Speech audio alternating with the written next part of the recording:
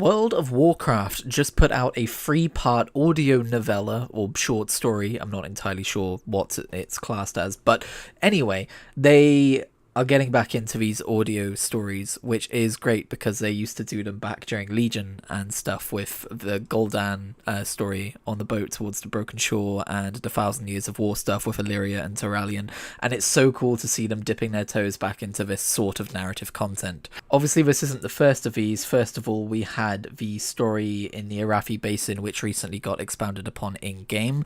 We also very recently had that story with Feyre and Lothar, which I thought was pretty cool too. But today we were treated to the Doom of Koresh, which I think might be the best audio story that they've ever done, at the very least the best since 1,000 Years of War, because for the first time since the introduction of the Ethereals during the Burning Crusade, we have an in-detail account of their origins, and it is not only interesting, it is also haunting and tragic and profoundly just awesome. Ran out of words there, sorry. I am about to start talking about the story in detail, so if you have not listened to it yet and you were just curious, yes, go away and listen to it. If you care about World of Warcraft lore, I think this is probably going to be a tentpole moment of revelation. I am so surprised at how much we got revealed to us here that I was expecting to find in 11.2 itself, not in an audio story beforehand. But yes, 11.2, the upcoming update, Ghosts of Koresh, obviously delves into the homeworld of the Ethereals and their lore and all of this lovely stuff, but this audio story is a sort of a prequel to it. Technically, it's a prequel story to the War Within as a whole, because it takes place just before the opening events of the expansion, and I think it works out really well, because this story that Locust Walker is telling Illyria, he's telling her because he wants her to remove herself from her family and close herself off from her friends. And Illyria's story through 11.0 is very much her coming to the realization that that is an antithetical way of thinking and behaving in terms of, you know, staying sane and how important it is to ask for help and rely on those that you love. And I think it makes a lot of sense for this kind of pre-expansion moment for her to kind of like be told this story from Locust Walker to help her come to those realizations. Because the story that Locust Walker is telling her is the origin of the Ethereals and the doom of Koresh, and it turns out that Locust Walker, we finally know more about him as a character, was a instrumental figure in both the savior and the doom of his people and his world. We now know that it was Dimensius himself who brought about the Doom of Koresh. We might have known that already, but I don't think we did. It's not like a huge revelation, it kind of fits. I think since we understood that we would be facing Dimensius as the end boss of the expansion on Koresh, 2 and 2 kind of go together there. But what I love about Dimensius in this story is that he actually feels like a Void Lord. Like, when I first read that Dimensius was a Void Lord within Chronicle, as I learned what the Void Lords were meant to be in Chronicle, I kind of turned to him in Burning Crusade and went,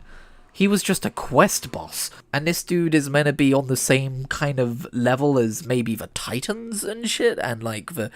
yeah, it didn't really add up. And then when they revealed that Dimensius was returning and he was going to be the size of Stormwind and he was going to be the end of expansion boss, I went, oh, okay, cool, we're doing Dimensius justice. But without having actually played through the events in-game myself first, it's very much like a telling and not a showing. So I'm like, okay, we'll see that when we see it. This story actually made Dimensius out to be this gigantic, terrible, world-ending threat. He's terrifying, and I love it. Just this looming, gigantic being from the void, like turning the world to eternal night, which, by the way, kind of makes me think this might be what's going to happen in Midnight, the upcoming expansion.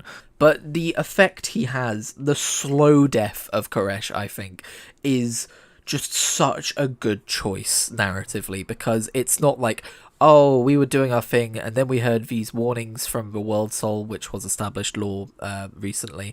Like, we had our own kind of Radiant song, and then Dimensius showed up and destroyed the planet, and it's like, okay, cool.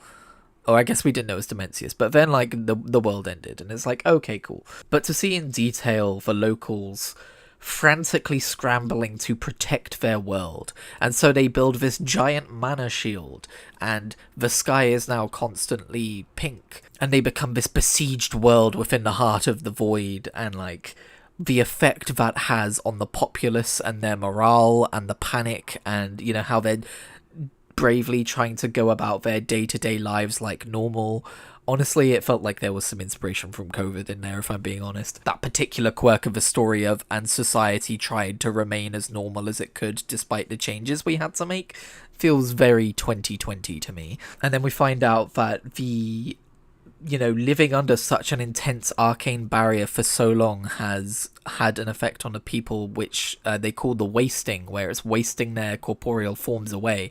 And of course, this leads to the birth of the ethereals, with the Reshiwraps continuing to keep their magic essence together. And I love, as we watch Locust Walker kind of like being the savior of like presenting the arcane barrier, and then he's like seen as this bringer of doom because suddenly his solution is killing everyone, and then he comes up with another solution. But at that point, there's so much strife within the people of Koresh that like he gets framed as this heretical element who's going to bring about their doom. And I love that kind of like horrible moment when the barrier finally cracks in the square and everything's coming apart and everyone's running for their lives. And that's kind of when Locust Walker just cuts the story off. And Illyria's like, and what happened next? And I love the juxtaposition of this Locust Walker from the story to the present day Locust Walker.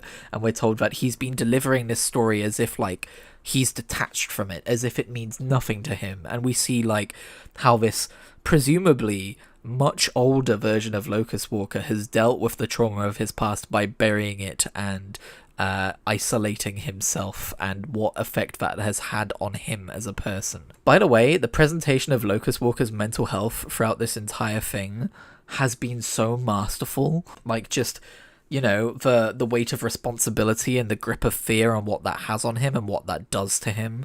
A lot of it felt quite relatable, and it's interesting, isn't it? Because obviously, how do you relate with someone who's trying to save the fate of his very world? And I think it's great when you have grounded storytelling to the point where it's like you can relate with the feelings that someone's going through despite them dealing with this fantastical magical threat. I think that is when fantasy as a genre is at its best. Fantasy is at its best when it uses magical storytelling and fantastical elements to reflect our own behaviors and psychology back at us in regards to our own world and our own events and our own reality, I think. And to get that feeling from a World of Warcraft audio novella, I think, is probably the highest praise I can give. Now, the void monstrosity that they were hunting throughout the kind of like macro framing of this narrative turning out to be Kai Vezza was a little predictable, I'm not gonna lie, but it was also brilliant, because of course Locust Walker tries to use it as a lesson about why Illyria should kind of distance herself from the people she loves. And I love that Illyria rejects that teaching of Locust Walker's and tries to teach him the opposite thing when she realizes that the void monstrosity is what Kai Vezza has turned into over the years. And I love that moment when she walks away from Locust Walker and we see him by himself and we see him just quietly devour the Void Heart, like he is continuing down his path of isolation and loneliness. And I can't help but wonder if Locust Walker is going to become an antagonist at some point, which is something I would have rejected previously, but now we know more about his character and where he came from and his arc, I would actually embrace it, because it feels like it would be a really good character arc to teach about the dangers of chasing everything on your own and rejecting, you know, friendship and love and all that stuff. And Illyria's character arc then overcoming the teachings of her master and realizing where he went wrong and where she needs to do better. I think that could work out thematically pretty cool too. Ultimately, I don't know if that's gonna happen, and I wouldn't be upset if it didn't, but I think it could be a cool idea. I just think it's interesting that he didn't learn the lesson by the end of a story. Illyria did. And maybe he'll learn that lesson in the future. in some other way, and he won't just become an antagonist that we defeat in a 25-man raid. But yeah, I thought I wanted to make a video about this because I'm gushing about it. Honestly, this story is kind of what I was excited for from 11.2. And I know 11.2 is going to have a lot more to show me from Koresh and Valor of the Ethereals and all this stuff, but I almost feel like what I wanted to see from 11.2 has been delivered to me a month early, which is kind of fun. But I'm very excited for the upcoming patch. So thank you very much for tuning in to my thoughts about this World of Warcraft novella aside. Is it a novella? Is it a short story? You tell me. Either way, I will catch you in whatever I make next.